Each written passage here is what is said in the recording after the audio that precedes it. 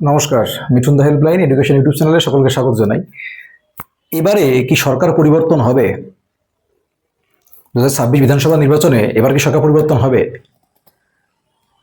এবারে যদি সরকার পরিবর্তন হয় তাহলে চাকরি প্রার্থীদের, আমি অন্য কিছু বলছি না, শিল্প, অন্য কিছু, স্বাস্থ্য, ওসব কিছু বলছি না, চাকরি প্রার্থীদের কি সুবিধা কি অসুবিধা, চাকরি প্রার্থীরা কি কি পাবেন, যারা কম্পিটিটিভ লাইনের জন্য প্রিপারেশন নিচ্ছে, যারা চাকরি প্রার্থী, যারা উচ্চ মাধ্যমিক দিয়ে ডাব্লিউপি কনস্টেবল হওয়ার স্বপ্ন দেখছে, যারা মাধ্যমিক দিয়ে ডাব্লিউপি কনস্টেবল হওয়ার স্বপ্ন দেখছে, যারা এসআই হওয়ার স্বপ্ন দেখছে, যারা ফুড এসআই হওয়ার স্বপ্ন দেখছে, যারা শিক্ষক হওয়ার স্বপ্ন দেখছে, যারা 11-12 এবং 9-10-এর শিক্ষক হওয়ার স্বপ্ন দেখছে, যারা ডাক্তার হওয়ার স্বপ্ন দেখছে, যারা ইঞ্জিনিয়ার হওয়ার স্বপ্ন দেখছে, যারা বিভিন্ন শিল্প ইন্ডাস্ট্রির স্বপ্ন দেখছে, তো এই সরকার যদি পরিবর্তন হয় তাহলে কি হতে চলেছে, কি হবে, কি পাবে, কি ক্ষতি আর কি লাভ, কি সুবিধা আর কি অসুবিধা, এভরিথিং সবকিছুই বলবো। এবং শেষে আমি এটাও বলবো, মিঠুন দা হেল্পলাইন এডুকেশন চ্যানেলের যে অ্যানালাইসিস থেকে আমরা কি অনুভব করতে পারছি, এবার কি সরকার পরিবর্তন হবে, নাকি আমাদের মাননীয় মুখ্যমন্ত্রী মমতা বন্দ্যোপাধ্যায় পুনরায় চতুর্থবারের জন্য ক্ষমতায় আসবেন, কি বলছে প্রেডিকশন, সমস্ত কিছু তুলে ধরবো। যদিও সম্পূর্ণ আমার একান্তই ব্যক্তিগত মতামত যে কোন সরকার এবার আসতে চলেছে সেটা শেষে বলবো, কিন্তু প্রথমে আমি বলে নিই যে সুবিধাগুলো, যদি সরকার পরিবর্তন হয়, আর আমার এই কথাগুলো দলীয়ভাবে না নিয়ে একদম নিরপেক্ষভাবে নেওয়ার চেষ্টা করবেন। যদি সরকার পরিবর্তন হয়, যদি পরিবর্তন হয়, তাহলে কি কি সুবিধা হবে সেটা বলছি, তার ব্যাখ্যাও করব যে কেন সুবিধা হবে এবং কি সুবিধা হবে এবং কি ক্ষতি হবে সেটাও বলবো, কি কি ক্ষতি মানে নেগেটিভ সাইড আছে সেটাও বলবো। প্রথমে বলি পজিটিভ সাইডগুলো। নাম্বার ওয়ান, যদি সরকার পরিবর্তন হয়, সে যে সরকারই আসুক না, পরিবর্তনের কথা বলেছি, যে সরকারই আসুক, পরিবর্তন যদি হয় তাহলে সপ্তম পে কমিশন 100% লাগু হবে, এটা গ্যারান্টি, মিলিয়ে নেবেন। যদি পরিবর্তন হয়, আমি জানি না, শেষে বলছি, 100% সপ্তম পে কমিশন লাগু হবে এবং কেন্দ্রীয় হারে যদি ডিএ নাও পান, কেন্দ্রীয় হারের কাছাকাছি ডিএ পাবেন।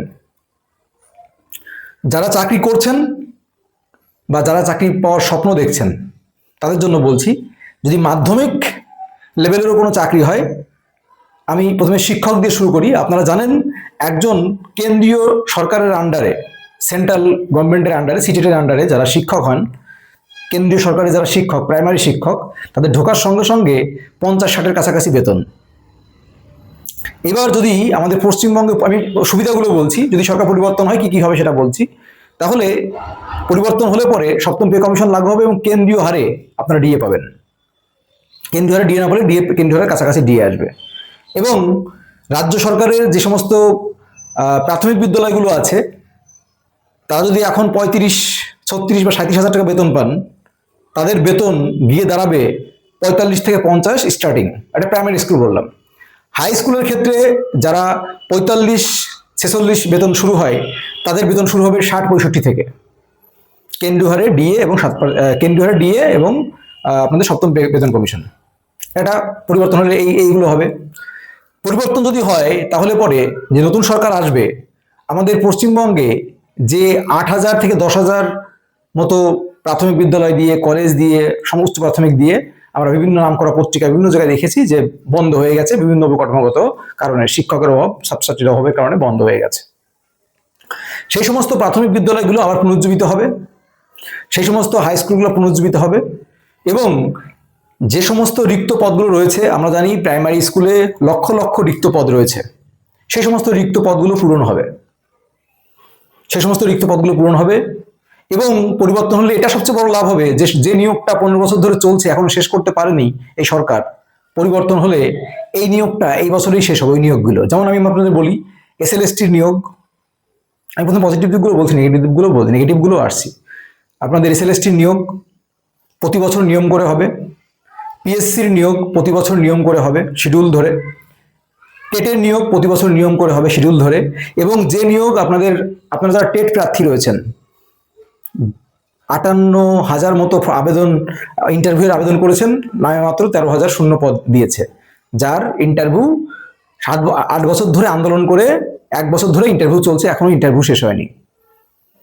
সেটা এই বছরই শেষ হবে এবং শূন্য পদ এর সঙ্গে অনেক যোগ হবে, অনেক যোগ হবে। এবং যাদের নম্বর কম আছে তাদের চিন্তা করতে হবে না, ওই সে দেখবেন গৌতম পালবাবুর কথা যে 23 সাল পর্যন্ত টেট পাস করে বসে থাকবে না, সরকার পরিবর্তন হলে পরে এরা কেউ বসে থাকবে না। পয়েন্ট। এবার পরবর্তী সেটা হচ্ছে, আমি শুধুমাত্র চাকরির সেক্টরগুলোই বলছি।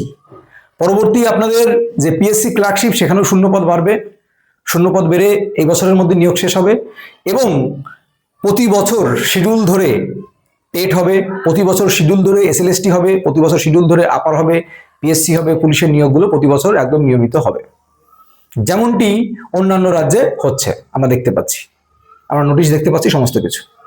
তো যদি সরকার পরিবর্তন হয় এগুলো হবে। আর বাকি দেখুন, বাকি সরকার পরিবর্তন হলে আমাদের স্বাস্থ্য কি হবে, আমাদের শিল্প কি হবে, আমাদের নিরাপত্তা কি হবে, সেগুলো আমি বলছি না।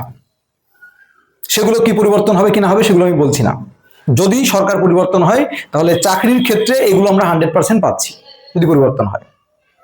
এবং গ্রুপ সিডির যে রিক্রুটমেন্ট যেগুলো চলছে সমস্ত কিছু কিন্তু বৃদ্ধি হবে এবং প্রচুর শূন্যপদ আসবে যদি সরকার পরিবর্তন হয়। তাহলে এটা হচ্ছিল পজিটিভ দিক। আর নেগেটিভ দিক কোনগুলো যদি বলি, নেগেটিভ দিক যদি সরকার পরিবর্তন না হয়, তাহলে এই সরকার ক্ষমতায় এসে, যে সরকার রয়েছে এই সরকার ক্ষমতায় এসে তারা তাদের ভাবমূর্তি কতটা শুধরাবে, কতটা পরিবর্তন করবে, সেটা তাদের ভাবমূর্তিতেই প্রকাশ পাবে। কারণ তাদের যে ঘোষণাপত্র, কারণ তারা 5 বছর ধরে কি কাজ করবে তার ঘোষণাপত্র ইতিমধ্যে দিয়ে দিয়েছে। তো তারা যে ঘোষণাপত্র দিয়েছে সেই ঘোষণাপত্রের বাইরে আমরা অন্য কোনো কিছু আশা করতে পারি না। কেন আশা করতে পারি না? কারণ দিদি যখন প্রতিশ্রুতি দিয়েছিলেন যে ডবল চাকরি হবে, ডবল নিয়োগ হবে, এসব কথা আমি ভুলে যাচ্ছি।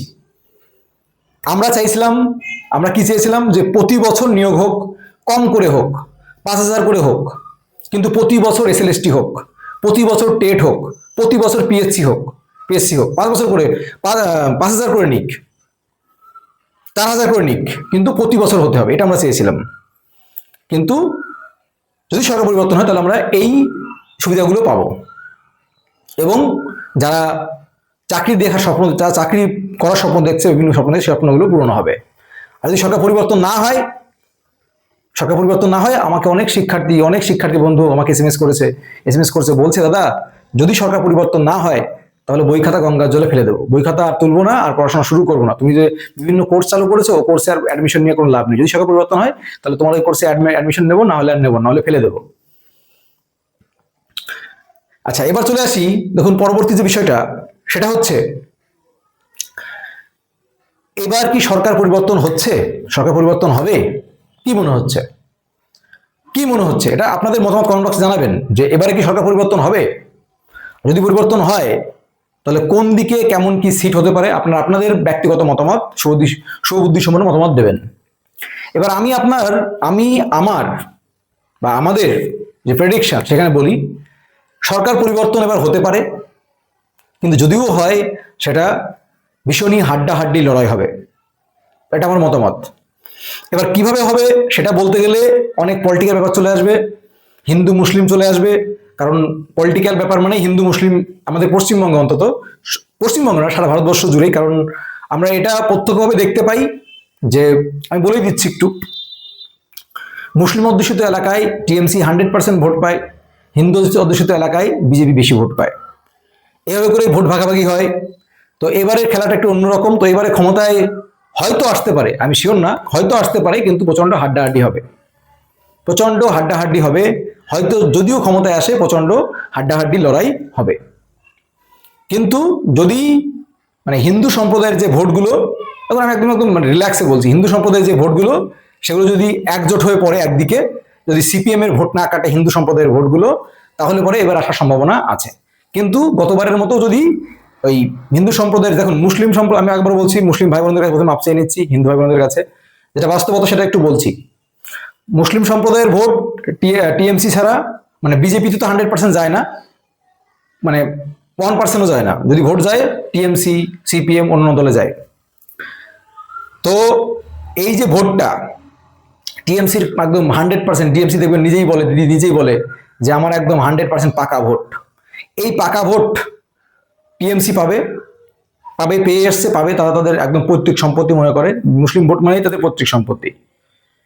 এবং কিছু হিন্দু, কিছু না, বেশিরভাগ অনেক হিন্দুরাও টিএমসিতে ভোট দেয়, যার জন্য ক্ষমতায় রয়েছে। এবার বিজেপির ক্ষমতায় আসার একটাই তাদের একটাই মন্ত্র, সেটা হচ্ছে হিন্দু মন্ত্র।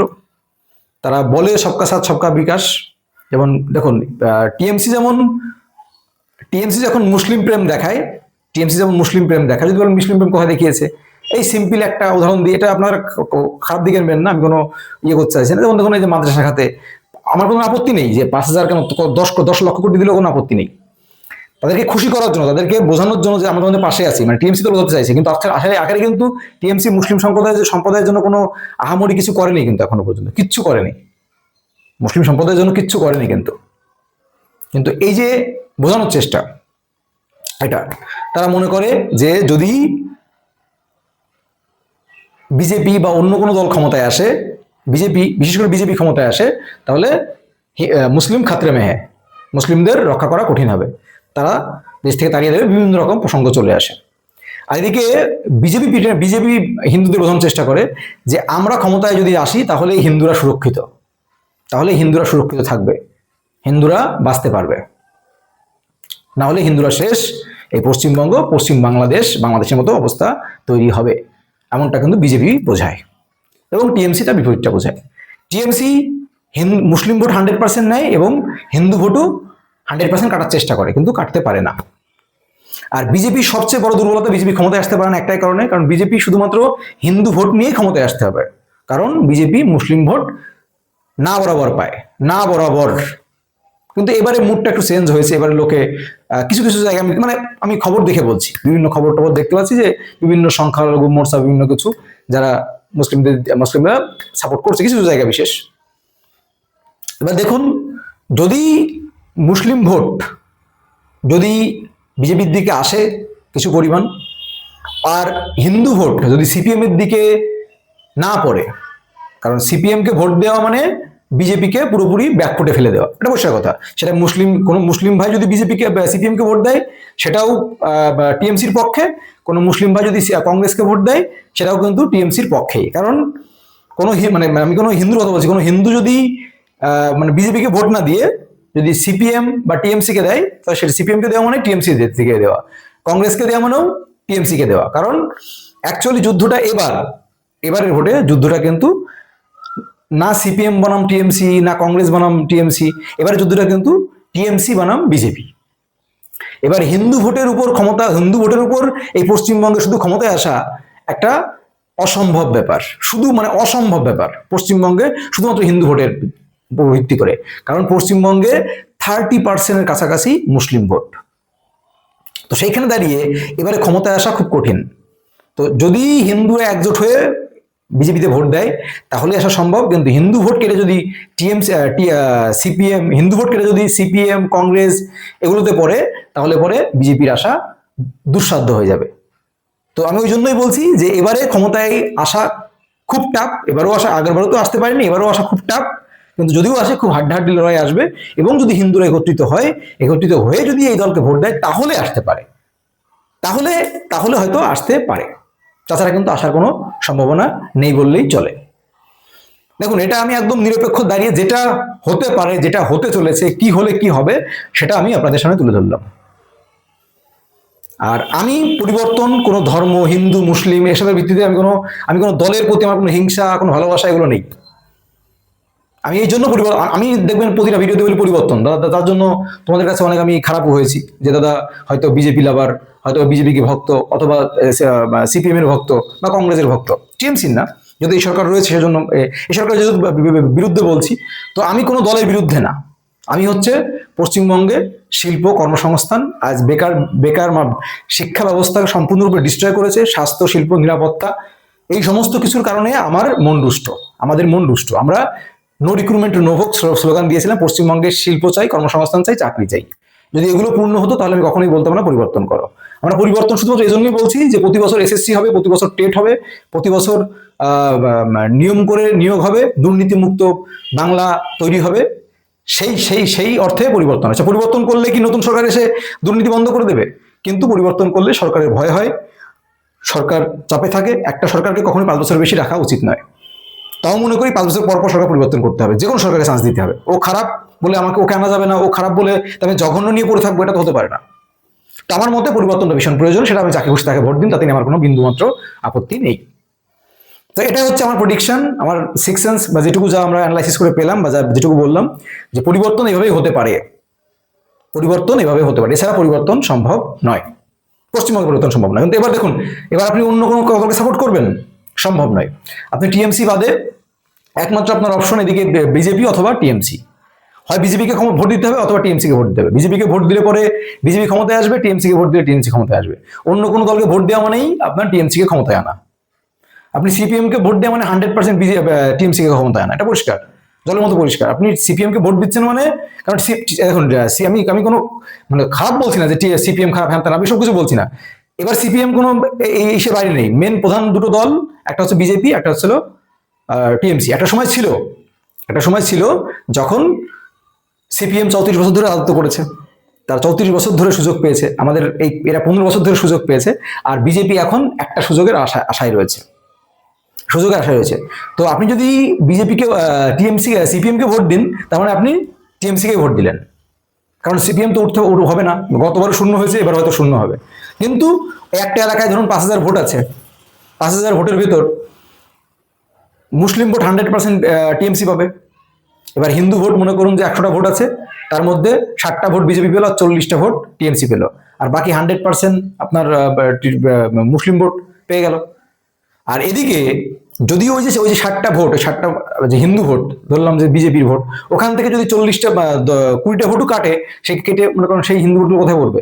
হিন্দু ভোটগুলো সিপিএমে পড়বে, বিভিন্ন জায়গায় কংগ্রেসে পড়বে। তো সেইগুলোই জন্যই এই পশ্চিমবঙ্গে কিন্তু বিজেপি ক্ষমতায় আসতে পারে না। পশ্চিমবঙ্গে ক্ষমতায় আসতে পারে না একটাই কারণে, মুসলিম ভোট পায় না। কারণ আমাদের এই যে অ্যাসেম্বলিগুলো এমনভাবে সেটিং, প্রত্যেকটা অ্যাসেম্বলির সঙ্গে দেখুন সংখ্যালঘু ভোটগুলো অথবা জড়িত, আর তারা কখনোই কিন্তু বিজেপিকে ভোট দেয় না। তার কারণ অনেক কারণ রয়েছে, তাদের বিভিন্ন এলিগেশন রয়েছে, বিভিন্ন কিছু। তো এই সমস্ত কারণগুলো আমরা পর্যবেক্ষণ করে, বা যেটুকু যা বুঝলাম, তাতে এবারও বিজেপিকে ক্ষমতায় আসলে মানে কঠিন সমীকরণের মধ্য দিয়ে আসতে হবে, কঠিন সমীকরণ, যা মোকাবেলা করা প্রায় অসম্ভব মোকাবেলা করা। তারপরেও দেখা যাবে আমরা 4 মে অবশ্যই ফলাফল পাবো। তবে সবচেয়ে খারাপ এবং সবচেয়ে বিজেপির দিক থেকে আমি একটা কথা যদি বলি, যে সবচেয়ে তারা খারাপ ভালো করতে গিয়েছিল, এই যে এসআইআরটা চালু করেছে, এই এসআইআরে যত লক্ষ ভোট মুসলিমদের বাদ গেছে, ঠিক আছে, তারা তো জানে যে মুসলিমরা আমাদের ভোট দেয় না, তাহলে মুসলিম ভোট বাদ গেছে, ঠিক আছে, কিন্তু ওরা হয়তো সঠিক প্রেডিকশন দেখেনি, ওখানে হিন্দু ভোটও কিন্তু কয়েক লক্ষ বাদ গিয়েছে, বহুত লক্ষ হিন্দু ভোট বাদ গিয়েছে, এবং বেশি বাদ গিয়েছে যেটুকু দেখতে পাচ্ছি।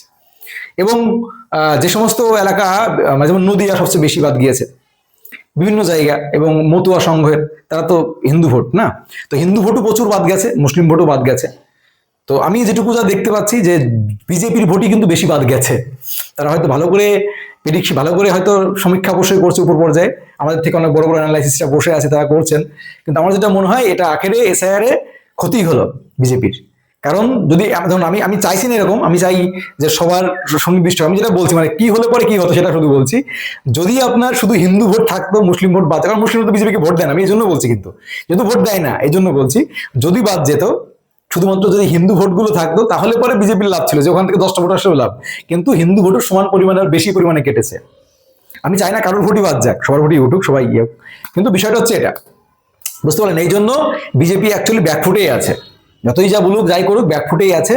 এখন বাকিটা ইতিহাস 4 মেতে বলবে যে কি ফলাফল হচ্ছে। তবে দেখুন, আমি যদি আমার বক্তব্য শোনেন, আমি আবার বলছি, আমি না হিন্দু, না মুসলিম, না ধর্ম, কোনো কিছু, আমার কোনো দলের প্রতি, না আমার টিএমসির প্রতি বিন্দুমাত্র ভালোবাসা, বিন্দুমাত্র ঘৃণা, না আমার সিপিএম এর প্রতি বিন্দুমাত্র ভালোবাসা, বিন্দুমাত্র ঘৃণা, না আমার বিজেপির প্রতি বিন্দুমাত্র ভালোবাসা, বিন্দুমাত্র ঘৃণা, কোনো কিছুই নেই কোনো দলের প্রতি। আমার শুধুমাত্র, যদি আমাদের পশ্চিমবঙ্গ, আমি আপনাদের একটা কথা বলেছিলাম, যদি মাননীয় মুখ্যমন্ত্রী মমতা বন্দ্যোপাধ্যায়, আমরা আজ থেকে 6 মাস আগে ঘোষণা দিয়েছিলাম আমাদের ইউটিউব চ্যানেল থেকে, যদি আমাদের মুখ্যমন্ত্রী মমতা বন্দ্যোপাধ্যায় যদি বলেন যে আমি ভোটের আগেই তোমাদের যে 8 বছর ধরে ঝুলছে TET recruitment, primary teacher recruitment, এটা আমি শেষ করে দিচ্ছি, ললিপপ শূন্য পদ, তারপরে যদি শেষ করতো, আমরা দিদিকে সাপোর্ট করতাম। আমরা এই সরকারকে সাপোর্ট করতাম। আমাদের এসএলএসটি রিক্রুটমেন্ট প্রতি বছর হওয়ার কথা, সেটা 10 বছর ধরে বন্ধ করে রেখেছে। তো সেটাও যদি হতো, সেটাও যদি কমপ্লিট করতো, তাও আমরা বলতাম। আপার 10 বছর ধরে বন্ধ, এখন পরীক্ষা নিতে পারেনি কোর্টের নির্দেশ থাকা সত্ত্বেও। ফুড এসআই দুর্নীতি করে আটকে পড়ে রয়েছে, 26,000 যোগ্যদের চাকরি হারিয়েছে। এছাড়াও দেখুন, আমি শুধু রিক্রুটমেন্টের কথা বলছি, এবং আমরা বলেছিলাম এই যে নিয়োগ পিএসসি ক্লার্কশিপ, বলেছিলাম ভোটের আগে এই সমস্ত কিছু সরকার চাইলে সব পারে। 2-3 মাসের মধ্যে ভোট হয়ে যায়, 9 কোটি 10 কোটি মানুষের ভোট, আর মাত্র 10,000 15,000 বা 40-50,000 মানুষের বেকারদের জীবন নিয়ে সিনেমিনি খেলা চলতেই বছর চলছে। পিএসসি ক্লার্কশিপ মেন ঝুলছে, ফুড এসআই ঝুলছে, এসএলএসটি ঝুলছে, আপার তো এখনো পর্যন্ত নোটিশ আউট করতে পারেনি কোর্টের নির্দেশ থাকা সত্ত্বেও, আর প্রাইমারি সেকেন্ডারি ইন্টারভিউ ঝুলছে, গ্রুপ সিডি ঝুলছে, পিএসসি ক্লার্কশিপ ঝুলছে, মিসলেনিয়াস ঝুলছে। তো বছরের পর বছর সমস্ত নিয়োগগুলো ঝুলছে। আমরা বলছিলাম যদি ভোটের আগে নিয়োগগুলো শেষ হয়, আমরা দিদির হয়ে প্রচার করব। আমাদের কোনো বিরোধ নেই, আমরা চাই পশ্চিমবঙ্গের বেকার বঞ্চিত যারা রয়েছে, বঞ্চিত সমাজে রয়েছে, তারা যেন একটা সুযোগ পায়, প্রতি বছর যেন নিয়োগটা থাকে, যে এই বছর হলো না পরের বছর হবে। যেমন সিপিএম বলে দেখুন প্রতি বছর নিয়োগ হতো, কত সুন্দর ছিল। তো এই জন্যই বলছি, এবারে যুদ্ধটা হয় বিজেপি অথবা টিএমসি, বাকি কোনো দলের গল্প নেই কিন্তু, পরিষ্কার কথা। বিজেপি অথবা টিএমসি, হয় বিজেপিকে ভোট দিন অথবা টিএমসিকে ভোট দিন। যদি পরিবর্তন চান তাহলে বিজেপিকে ভোট দিন, পরিবর্তন না চাইলে টিএমসিকে ভোট দিন। শুধু এটুকুই বললাম শেষে। আর আপনার ভোটটা যদি ভাবছেন যে আমি আমার বিজেপিকে পছন্দ না হয়, টিএমসিকে পছন্দ না, নোটাতে মারুন। বিজেপিকে পছন্দ না হয়, টিএমসিকে পছন্দ না হয়, নোটাতে মারুন, ঠিক আছে? অন্য দলকে ভোট দিয়ে শুধু শুধু ওই আখের টিএমসিকেই ক্ষমতায় নিয়ে আসছেন। আবার বলুন তাহলে তুমি তো টিএমসি বিরোধিতা করছো, তুমি তো টিএমসি বিরোধিতা করছো। আমি টিএমসির বিরোধিতা, আমি বলছি সরকার পরিবর্তন করতে হবে, কারণ এই সরকার অলরেডি 15 বছর খেয়েছে। আমি চাই শুধু পশ্চিমবঙ্গ নয়, প্রতি রাজ্যেই প্রতি 5 বছর অন্তর অন্তর পরিবর্তন হোক। আমি শুধু রাজ্যের কথাই বলছি, আমি কেন্দ্রের কথাও বলছি, প্রতি 5 বছর অন্তর অন্তর পরিবর্তন হোক। পরিবর্তন চাই, পরিবর্তনটা ভীষণ প্রয়োজন সেই রাজ্যের মানুষের ভালো করার জন্য, সেই রাজ্যের মানুষের কর্মসংস্থানের জন্য, নারী নিরাপত্তার জন্য। আপনারা দেখবেন ব্যাংকের কোনো ম্যানেজারকে বেশি দিন রাখে না, কেন জানেন না? খুব ভালো করে জানেন। এই জন্য এটা একটা, এই রাজনীতি একটা লোভনীয় জায়গা, একটা লোভনীয় পদ। একবার যে এসে বসে যায়, তার যে মজা, তার যে স্বাদ, হ্যাঁ, কোটি কোটি টাকার গাড়ি, কোটি কোটি সমস্ত কিছু, গাড়ি বাড়ি সমস্ত কিছু ফ্রি, সমস্ত কিছু দাদাগিরি, পিছনে আইপিএস অফিসাররা, আমি বকলম অথচ আমার পিছনে আমার পিছনে আইপিএস অফিসাররা আমার বডিগার্ড। তাই হচ্ছে। যাক, ভালো থাকবেন, নমস্কার সকলকে আবারও। আর আমার কোনো বক্তব্য আপনাদের কাছে যদি খারাপ লেগে থাকে, আমি ক্ষমা চেয়ে নিচ্ছি, এবং আমার বক্তব্য সম্পূর্ণ নিরপেক্ষ জায়গা থেকে বললাম। কি হবে কি না হবে আপনাদের একান্ত সুবুদ্ধিসম্পন্ন মতামত কমেন্ট বক্সে জানাবেন। সবাই ভালো থাকবেন, সুস্থ থাকবেন, মিঠুনদার পাশে থাকবেন।